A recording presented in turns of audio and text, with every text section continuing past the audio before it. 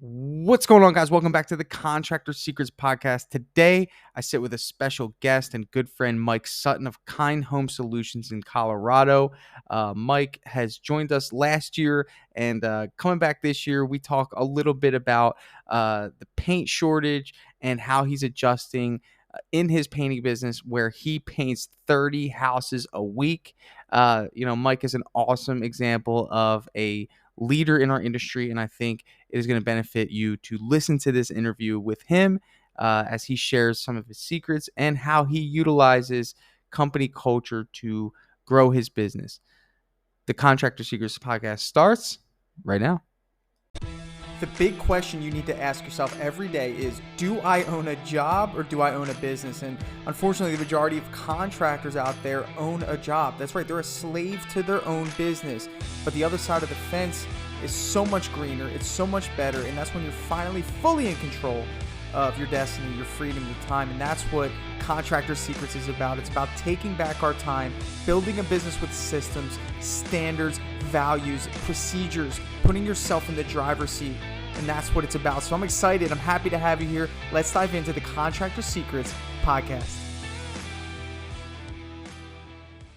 All right. Sounds good, man. What's up, everybody? I'm here with my good friend, Mike Sutton, Kind Home Solutions. Man, it's been exactly one calendar year. The sun has rotated, or the earth has rotated around the sun. I don't know. I wasn't good at astronomy. Anyway, it's your birthday. Happy birthday. And I guess we're making this a yearly tradition. You come on your birthday, bless us with your presence, and kind of help us hear what it's like at a different level than what we're used to hearing on this podcast. You know, I think you set a pretty ambitious goal, yes, last year, to the tune of 5 million. Or was it a little higher than that, or was it what was the goal last year that you set? For 2021, the goal was 6.5. 6.5. And we talked last year at this time. How is that actualized? Was it a little lower? Was it a little higher? Were some major changes heading your way? I know that we were right on the cuff of COVID, so you had to make a big adjustment on how you guys were selling your jobs on such a large scale. So what happened? What happened this year? Yeah. Ultimately, we thought 2020 was a tough year with COVID. It was nothing compared to 2021 and the challenges I think most applicators, painters experienced this year with the material shortage. There was a point in this season where I got a phone call saying, we don't have any of our products in stock in the entire state next week. Crazy. Wow. I've got 30 houses to paint next week and you don't have a single gallon of extra white base in stock in any of the products we've quoted. Insane, dude. How did you navigate that? Because even at my level, 12 guys, I operate pretty small in comparison, but even at that level, no paint. You have 30 houses getting painted. So what happened? It was being nimble, being communicative with clients, making sure that we were talking up front, making sure that our clients knew from day one. So in July and June, we're telling our clients, hey, this is a little bit unprecedented. And as of right now, I'm going to quote you this product. Come a week or two later, I don't know if that product's going to be available. Tricky for you because I know you do option-based pricing where good, better, best, resilience, duration, emerald, around one of the variations. So you don't really have as much confidence as you're used to when selling these because you don't even know if better or best is going to be available. And has that happened where you had to call a customer and say, hey, listen, I know we sold you better, best, but I have to give you good? Dozens of times. Wow. And then did you have to adjust the pricing and of course, right? You had to adjust the pricing that affected your sales. Fortunately, we had a couple distributors and manufacturers that we have relationships with, and we were able to move to fairly comparable products for our clients. And technically we start with emerald. So that's our bottom our good option is Emerald. So What's the better, best option? Emerald's like, in my opinion, best, Emerald right? Rain Refresh. Oh, that's okay. Rain Refresh. And then we use Benjamin Moore Aura. Oh, really? Okay, so you'll even throw in Benjamin Moore as the top tier product. Mm-hmm. Wow. So has Benjamin Moore been harder to find? Like, I know Benjamin Moore's pretty big up there. Similar. Colorado, by the way, that's where you are. Sorry, I didn't mention that. Absolutely. It's been similar from all the manufacturers. So PPG, Bear, Benjamin Moore, Valspar, Sherwin, they're all struggling with the same raw material issues. And our relationship with Benjamin Moore did help in the October timeframe when things got really tight with the Sherwin supply. Is it snowing right now? Yes. So you guys can breathe a little bit. Hopefully. Right? Hopefully. Yes. How's it been with the interior products? Again, no promises. No promises. Whatever's going to be in stock. And we haven't had stock issues now for a couple months, but October of last year. At your level, are you just working with your rep? Like, you're not even calling the stores? Oh, I don't call our rep for anything. You have to call the stores? Yeah, we call the stores. We have great relationships with our primary stores. The conversation starts. Do you have? We call and ask for bases. So we'd call and ask, do you have this base in stock or this base in stock? Yeah. No? Stop asking for the base. We'll mix it at the shop. Just make sure you hide it for us. Yeah. And it was, that part was really escalated in August, September, October. By the end of October, it was really tight. Everything post that has improved. So that being said, I think it just added a whole new level and challenge to running a painting company through these pandemic years. But the growth was phenomenal. Our team adapted very well. We're in a position where I have project managers dedicated to managing each of that client experience. And their job is to find the product and make sure it's there and on site, ready for when the painters show up and ready to paint. And they need to be available if additional material was necessary. So really, how many jobs are they responsible for individually? 6 to 8 a week. Okay. So each one's assigned 6 to 8 jobs per week? Mm-hmm. Yep. Wow. So it keeps them dedicated. So we were already a little bit positioned in order to handle the shortage well. If our painters were the ones who were responsible for finding that material, I think it would have been much more challenging. And it's shows the make sure that you have people doing what they're best at and getting people in the right seats. Our painters are great painters. I want them painting, not tracking down materials or calling stores or looking for something. That's good, man. That's good, right? I think, oh man, that could be a whole podcast in itself about like protecting the integrity of the role and responsibility that the person that you brought into your business is responsible for. And I think on a small scale, because I always like to bring it back to the smaller guys, because it should never change. Like, just because you're big doesn't mean that someone at a lower level can't adopt what you just said, right? Like maybe 1 or 2 guys on their team and they have them running to the paint store. If you have 4 guys and 1 guy can head out and go to the paint store, fine. But you don't break away the half of the team to go do that and make the phone calls, especially now with how hard it is. It's not just a quick phone call anymore. I got to call all stores. I got to coordinate. And again, taking away time from what they should be best at. So super awesome leadership on your part for focusing on that. Yeah. A story to kind of show that, just making sure that people are doing the things that they're best at and getting people in those right seats. I had he managed all of our woodwork and our gutters, and we do gutters and woodwork just for clients so that they can paint. If there's a hole in the gutter, I don't want to paint a gutter with a hole in it. Let me replace it for you. And that area of our business kind of struggled. There were some challenges that we ran into, issues with the subs, some issues with communication. And a year ago, I had a conversation with the person who was running that. And I said, you've done a phenomenal job in this role, but it's because people trust you. And you are so good at putting out a fire because you connect with people so well and they trust you.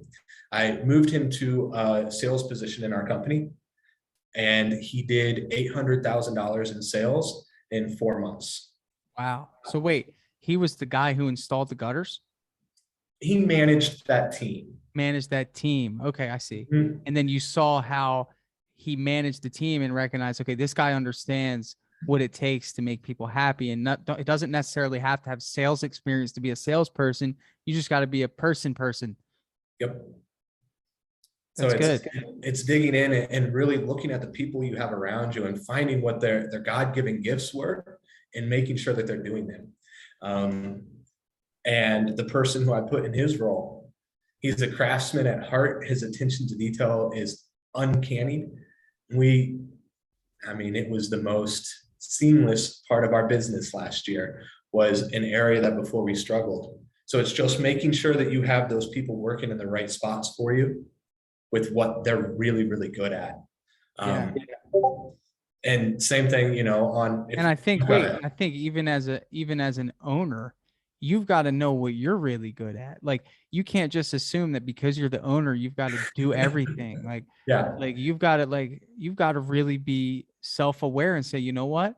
I kind of suck at sales. I might want to find somebody that could do sales for me, and I'll be the project manager of the company. Mm-hmm. That's it. Yes. Personally, my attention to detail is not good. I don't write a good agenda for meetings. I am not a good note taker in a meeting. I'm not good at follow-up. So when I delegate, it's not my God-given nature to follow up and say a week later, hey, how are you doing on this? Have you got it done? And finding the right people who are better at that has been a game changer for us. Knowing what to look for. And it really comes down, in my personal opinion, to identifying a problem, finding a solution every day. If there's a problem, we find a solution for that problem. If there's a problem, we find a solution for that problem. And I think, it really has to do with getting out of that spiral of trying to fix everything yourself, man. You can't grow past a certain point anyway. You're going to struggle, to get to 5 million, to have the conversation is 6.5 million. You can't do that alone. But really, would you agree that you're just repeating a process that you found that works, and then once you get that process running, you're just refining it? 100%. That's it, right? You found something that worked. Okay, I can go sell a job, find a good subcontractor, go paint the job, and that's how you started. And then you said, you know what? Let me do that again and again and again. And then you realize, you know what? I should probably find someone to go to these jobs, manage these subcontractors, collect checks, make sure customers are happy. Now I have a project manager in place. And then what did you do? You went and said, you know what? Let me do that again. and then now I'm gonna have a supervisor managing the project managers. Let me do that again, right? And it's like, it's so simple when you boil it down that way. And it's intimidating for someone to say, I am not going to hit 5 million this year. Painting 30 houses in a week is insane. I don't even know how Mike has a calm demeanor right now. But it's because we're only painting 2 this week. Well, on a normal week, you know what I mean. So, no, that's really cool, man. I just wanted to break that down because, again, when I used to talk to you and used to say these millions of dollars that you're selling, I even got a little intimidated, like, how I'm doing this much. How would I even hit that level? All I can think about is how far stretched I'd be. And it's not so much about me thinking, man, that's a lot of work for me. It's like, okay, I need to be a resourceful leader and put people in places to succeed in those areas. Yeah. Even the brief conversation we just had, so exactly what you're doing with Dripjobs. Yeah. It's finding the right people to help support tasks and making sure that you've got the right people there to do it. Because there's a certain capacity, right? Like I was telling you, like we hit a certain capacity with how many people signed up. I was starting to see I was getting inefficient. I wasn't responding. I wasn't staying on top of my to-do list. I wasn't making appointments on time and having to reschedule. And doesn't that happen to some of us in any business where we start to think, man, like my customers are starting to actually see my disorganization and my inability to fulfill. So that must mean that it's time to bring on help. Yep. or you're Um, going to fail. I look at all of those pain points as blessings and opportunities. It's I've told my team, find the things that make you the most frustrated and tell me about them, because those are the areas that we have to improve our business. So it's find that pain and then figure out how do we solve it effectively. And oftentimes you need someone else, or you need a better system process, potentially sometimes a better tool. How are you keeping everyone motivated? How many employees do you have, first of all? There's 23 full-time employees right now. 23 full-time. How many subs? A lot. There might be 100 painters out working on a given day. Okay. How do you keep the 23 motivated? How are you pitching the vision? And why do people come to work for you every day? Yeah. It's a great question. It's one that's challenging to really understand. But I think truly living a life as a leader that is people first, people over profit, genuinely investing in the team and making sure that people know how much they're loved and cared for, and frankly, creating financial opportunities for the people in the team. If they don't see a future and they don't see a long-term opportunity, I think it might be challenging to want to go to work or to give 100%. So I've tried to find ways to give people significant earning opportunities within the company. And that's challenging, isn't it? Yes. That was probably our biggest difference between 2 seasons ago and this following season is I think we were undercharging, severely undercharging our clients for the service that we were offering. And I'd been told many years of my life, this is a margin that a lot of companies shoot for. And I said, I can do it with less margin than what other companies say. And it kicked us in the face, and made things really tight, but we poured into our team and we retained our team. And I figured out that I needed to run my numbers off my business, off our comp plans, and the opportunity I wanted to provide to the people in my company to say, okay, if we give all of this, then this is what we need to charge. And we set our price based off the opportunities I want to create for our team, not off what the market was saying. Wow. Slow down, man. That was a good one. That was a gem. You sell your jobs based on the opportunities that you want to make for your team, not what the market says that you should sell your job for, because the market is only determined by everyone else around you and their standards. So if they're operating at a standard that doesn't value team growth, and that's not fair for you to be compared to them and have it a lower to their standard, right? And is that kind of what you felt you were doing, is kind of just trying to get close?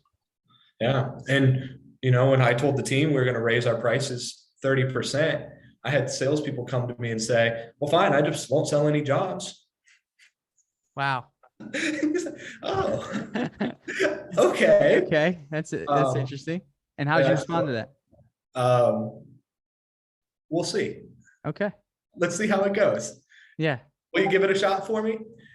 And we didn't have a dip in our closing ratios. Wow. So we increased the cost, and frankly, we had an uptick for what a lot of people's closing ratios were. And the way it was verbalized to the team was that if you want to continue to make the money that you want to make, this is the price that we have to sell it at. So now the question is, do you believe you're worth charging this amount? So you're placing the expectation on them and saying, hey, you asked for this, or this is what you're aiming for, and I'm telling you how to get there, and I'm getting some blowback because you're not used to this, but this is what it requires in order for us to do this. So you should be all in. And I think it's a smart way to go about it. Because ultimately everyone's earning their own income, whether they think that it's coming from you. I guess it kind of is. You're just facilitating it. So, I mean, that's kind of where it comes from. So it's really good. 23 people, a lot of people to care for. Have you opened up the doors to benefits yet? Is that something that's in the pipeline? Oh yeah, we do. We offer a pretty significant health insurance policy. We cover a significant portion of it for each one of the employees. We offer an incredible amount of PTO. As a seasonal business, that 80% of your revenue comes from exterior painting, things slow down. So we're able to say, hey, go away, take 3 weeks, 5 weeks, 6 weeks off and recharge. I had multiple people go on international trips this winter. Take some time off and go sit on the beach. So they're paid throughout this break. Yeah. So everyone hustles, falls to the wall for the time that you guys are cranking out all this work, and then they get to chill. It's like a teacher system, right? They get the summer off. Yeah. That's really cool. We offer a wellness account for all of our employees. So wellness account, it's a couple $100s a month dedicated to anything that brings someone mental health or joy. So counseling or massages or therapy or chiropractors or a bowling league. If it's something that brings you joy and is going to make you a happier, healthier, better human, I want to support it. How do they submit that inquiry for the wellness? They send me the receipts and I file it away in documentation, and it's paid as taxable income. So how about that, dude? How about that? Just trying to make sure that we're encouraging a healthy work-life balance and a place where, it's not just about doing the work, but it's about growing professionally and personally and improving your impact around you. So as a company, we're trying to really dedicate time to improving our impact on the community and encouraging our team to do the same, increase the impact. Man, that's crazy. I love that. I didn't know that. I didn't know that that you went that deep with the impact, man. And I love culture. I think that when you grow, here's something that came up the other day. We were talking about, like, I don't know what group I was in. I was talking to, I think, the moderators of the painting contractor group. We have like a group chat, and we were talking about greed. And I said, my definition of greed in business is improper allocation of resources. Yeah. I think that as a leader, you're a steward, and in stewardship, you are a facilitator of resources. It's up to you to decide where, like, what the money comes to you, and then you have a choice how you're going to distribute that, that money and what you're going to do with it. And I think you're an excellent example of the best things to do, with the money, and I think it's very selfless. I mean, you could clearly ramp up your take home and forego all these things, but it's cool because the exchange is the love and return that you get from the people that go to bat for you every day and keep you going, because that might be a short-term win, kind of like I tell people, as a business owner working you and another person, and you're just taking all the profit and putting it in your pocket. Short-term win, long-term, you can't survive that way. No, you need these people. And I think if you have the mindset of a leader that says, well, I don't need you, you need me as your boss, which is a mentality that really dominated the 80s through 2010, maybe, that was the mentality. Something shifted where people all of a sudden have options. We have Indeed. Yeah. We have options now. Essentially, it's the other way around.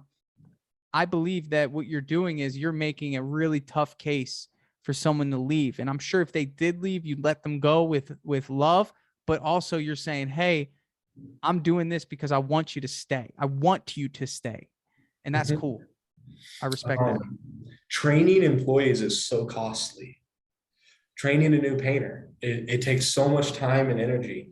And, I think the common generic statistic is that it costs the company $100,000 to hire a new person. Some crazy number like that.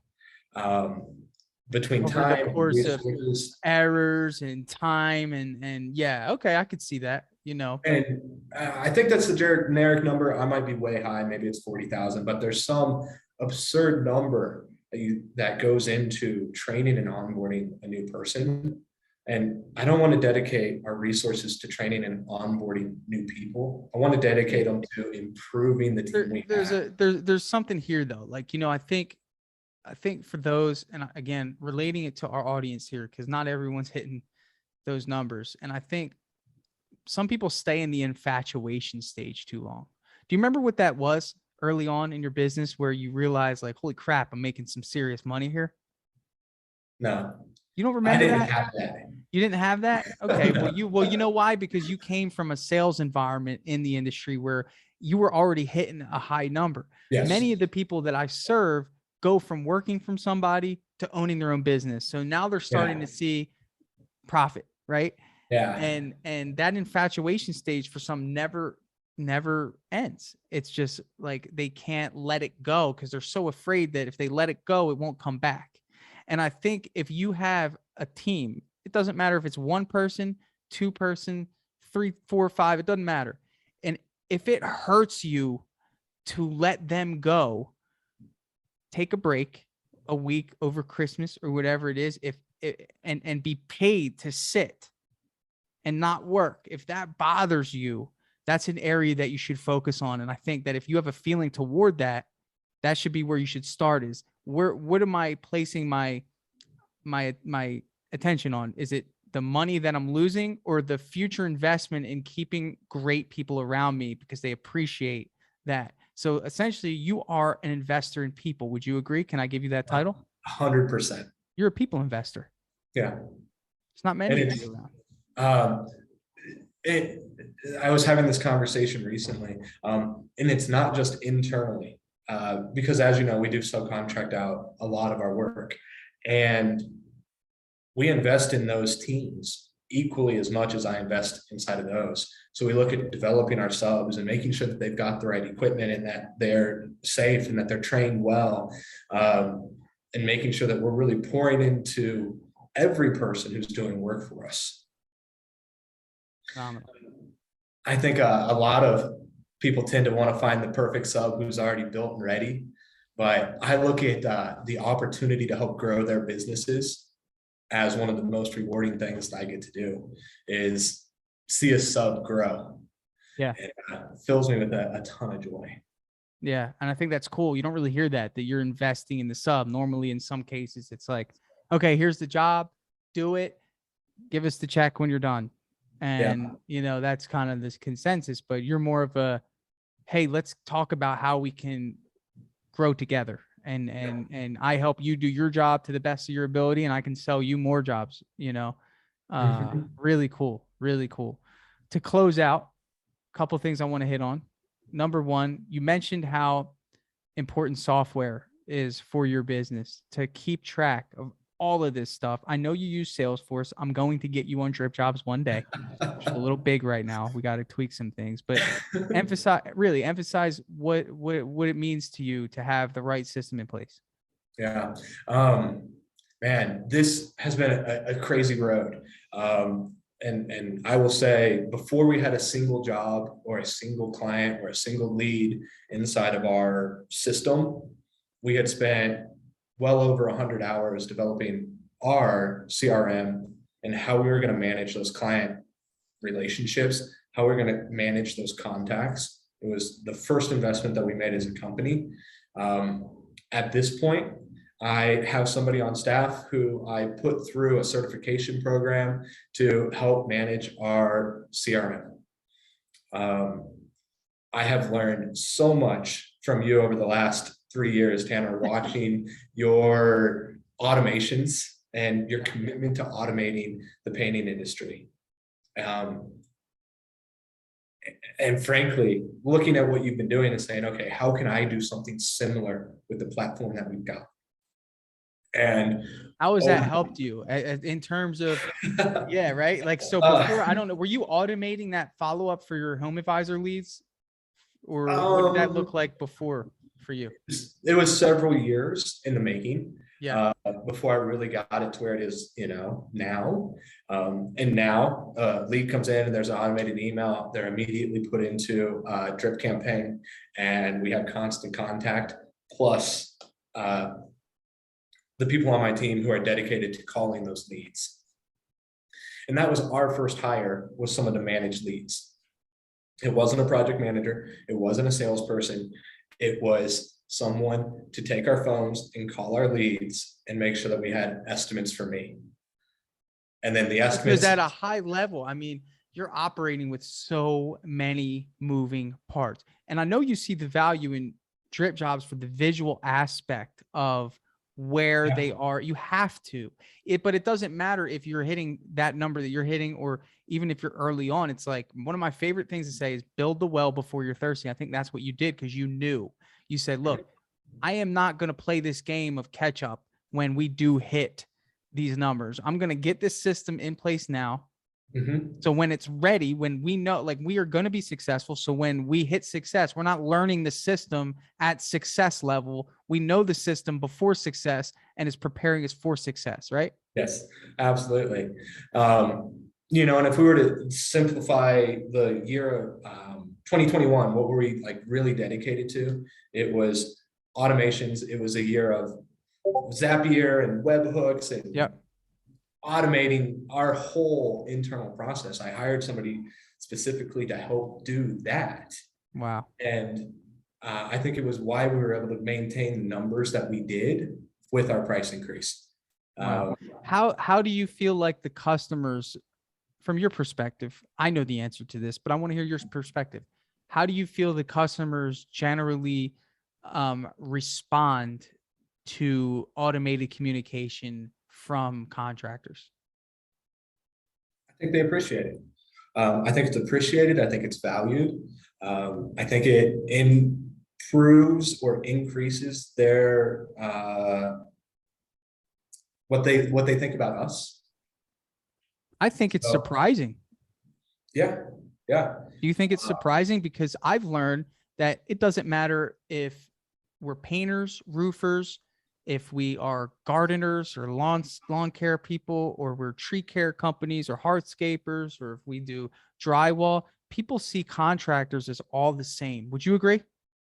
Generally? Yeah, absolutely they do. Generally speaking, right? Like, we're just, it's a contractor, and like the contractor general consensus is can't get a hold of them. They can never get a hold of them.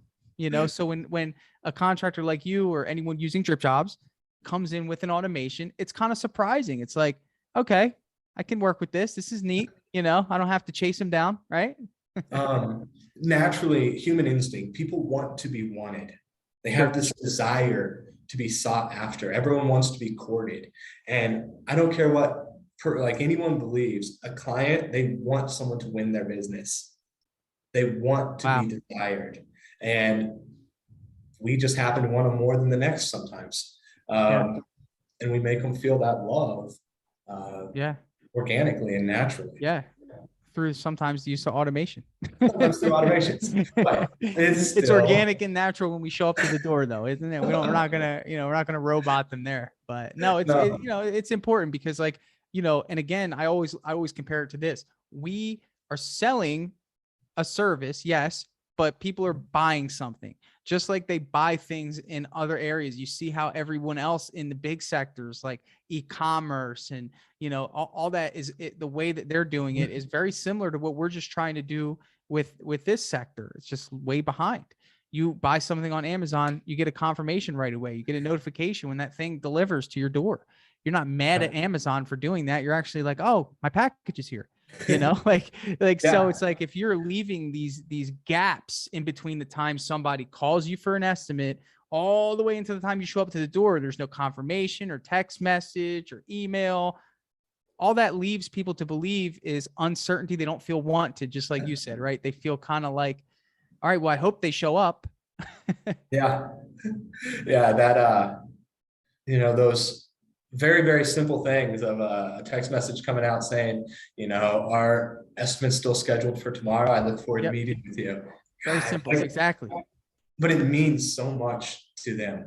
Yeah. It's so valued. Yeah. Yeah. And you're actually getting a competitive advantage because you're pretty much building a greater relationship than the next person who took the phone call and said they'll be there Friday and no email, no text. But guess what? Kind Home Solutions, or anyone using Dripjobs, is getting the person excited through a couple text messages, maybe, hey, check out this link while you wait for us to come by. Here's our latest job, or hey, here's a link to see our reviews, get to know us a little bit. Or here's our story if you're interested in reading it before you actually show up to the door. So that person knows you a little bit. Yeah, very much. So I think there's so much value there, man. But listen, always a pleasure, man. Thanks for shedding your light on us and giving us a little bit bigger of a perspective. I look forward to talking to you on your birthday next year. What's 2022 looking like, man? What are you hitting? What are you trying to hit goal wise? It doesn't have to just be financial. It could be a goal of, hey, I want to keep all my employees. That might be one. What are some things that you're striving toward this year? That 100% employee retention is one of our KPIs for this coming year. I don't want to lose any of them. I don't want to fire anyone. I don't want to have somebody quit for another opportunity. And that's already written down as 100% employee retention. Revenue goal is 8 million for next year. And feeling really confident about it. We were able to, for the first time, I've got really management teams in place to start managing our sales and production. And I needed that in order for us to begin that scaling process. And we're right there. So really, I'm wanting to grow our team by 50% this year. And yeah, hit a bigger number. Love it. I love it. Well, we'll have to come back and see. Hopefully we get some paint this year and we can make it happen, right? Yeah, absolutely. Well, Tanner, thank you. It's always a pleasure. Dude, thanks, my friend. I appreciate you jumping on, and we'll check in hopefully sometime soon. That sounds good. Dripjobs CRM is finally here. That's right. So Dripjobs is an automation platform for contractors, home service professionals that's going to automatically follow up with your customers. It's going to allow you to send invoices, estimates. It's going to allow you to send out blast marketing emails to individuals based on where they are in the buying process. This software is next level. And I'm reaching out to you. You're a listener of this podcast, and I want you to be one of the first ones to give it a shot. So if you want to see what Dripjobs can do for your business, I'd love for you to head over to dripjobs.com, sign up for a free demo, and get your team involved, and let us sit with you and show you how powerful this software is. It's going to save you time, it's going to make you money, and you're going to love the features that are built into Dripjobs. So if you want to check it out, head over to dripjobs.com, and we will give you first priority being a podcast listener to be one of the very first to try out Dripjobs in your home service business. I'm super excited to share that with you, and I'll catch you on the next episode.